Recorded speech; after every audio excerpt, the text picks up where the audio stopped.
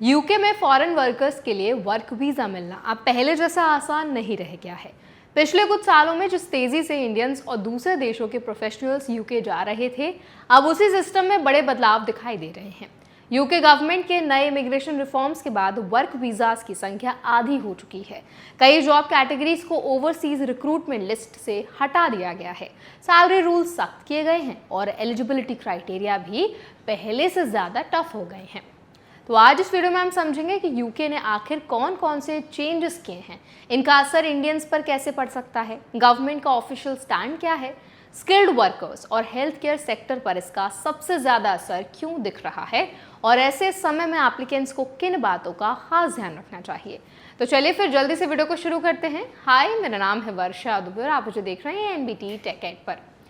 UK home office के मुताबिक 2023 में वर्क वीज़ाज अपने पीक लेवल पर पहुंच गए थे। उस समय एक साल में 6,13,000 से ज़्यादा वर्क वीज़ाज जारी किए गए थे, लेकिन उसके बाद इमिग्रेशन रूल्स में लगातार बदलाव किए गए और अब स्थिति ये है कि मार्च 2026 तक के आंकड़ों के अनुसार लगभग 2,53,000 वर्क वीज़ाज ही जारी हुए हैं। यानी 2023 के पीक लेवल की तुलना में करीब 60% की गिरावट दर्ज की गई। यूके गवर्नमेंट का कहना है कि इन रिफॉर्म्स का मकसद ओवरसीज लेबर पर डिपेंडेंस कम करना और डोमेस्टिक वर्कफोर्स को ज़्यादा अपॉर्चुनिटीज़ देना है। होम ऑफिस ने साफ कहा है कि गवर्नमेंट ब्रिटिश वर्कर्स को प्रोटेक्ट करना चाहती है, लेकिन साथ ही ऐसे हाई स्किल्ड टैलेंट को वेलकम भी कर रही है जिसकी यूके इकोनॉमी को ज़रूरत है। सबसे बड़ा बदलाव स्किल्ड वर्कर रूट और health and care worker route में देखने को मिला है। रिपोर्ट के मुताबिक हेल्थ एंड केयर वीज़ाज में सबसे तेज़ गिरावट दर्ज की गई। इसके अलावा स्किल्ड वर्कर कैटेगरी में भी एप्लीकेशंस कम हुई हैं क्योंकि सैलरी थ्रेशोल्ड्स बढ़ा दिए गए हैं और एलिजिबिलिटी रूल्स को पहले से ज़्यादा सख्त कर दिया गया है। सरल भाषा में समझें तो अब सिर्फ स्पॉन्सर मिलने से काम नहीं चलेगा।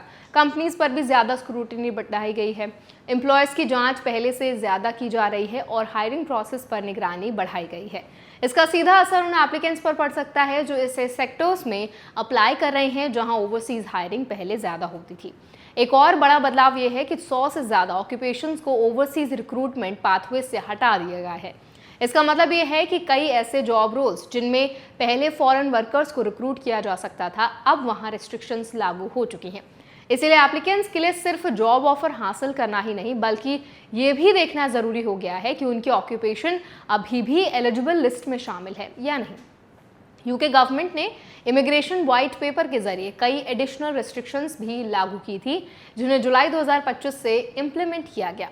इन्हीं चेंजेस के बाद वीज़ा नंबर्स में और तेज़ी से गिरावट देखने को मिली।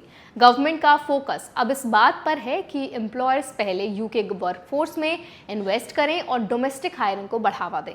इस पूरे बदलाव का एक इम्पॉर्टेंट मैसेज ये भी है कि यूके पूरी तरह इमिग्रेशन बंद नहीं कर रहा। गवर्नमेंट बार बार ये कह रही है कि हाईली स्किल्ड टैलेंट की ज़रूरत अभी भी बनी हुई है, यानी फोकस क्वांटिटी से ज़्यादा स्किल क्वालिटी पर शिफ्ट हो रहा है। ऐसे में एप्लीकेंट्स के लिए स्किल लेवल, सैलरी एलिजिबिलिटी और स्पॉन्सरशिप कंप्लायंस पहले से कहीं ज़्यादा इंपॉर्टेंट हो गए हैं। इंडियंस के लिए यहाँ सबसे ज़रूरी सावधानी ये है कि किसी भी रिक्रूटमेंट एजेंट या कंसल्टेंसी की बात पर भरोसा करने से पहले ऑफिशियल एलिजिबिलिटी रूल ज़रूर वेरीफाई करें, क्योंकि रूल्स तेज़ी से बदल रहे हैं और कई ऑक्यूपेशंस की एलिजिबिलिटी पहले जैसी नहीं रही। किसी भी एप्लीकेशन से पहले ये कंफर्म करना ज़रूरी है कि एम्प्लॉयर लाइसेंस स्पॉन्सर है, रोल अप्रूव्ड कैटेगरी में आता है और सैलरी रिक्वायरमेंट करंट थ्रेशोल्ड के अनुसार पूरी हो रही है। तो आई होप ये वीडियो आपके लिए हेल्पफुल रहा होगा। अगर ये वीडियो आपको पसंद आया तो उसको लाइक करें, शेयर करें।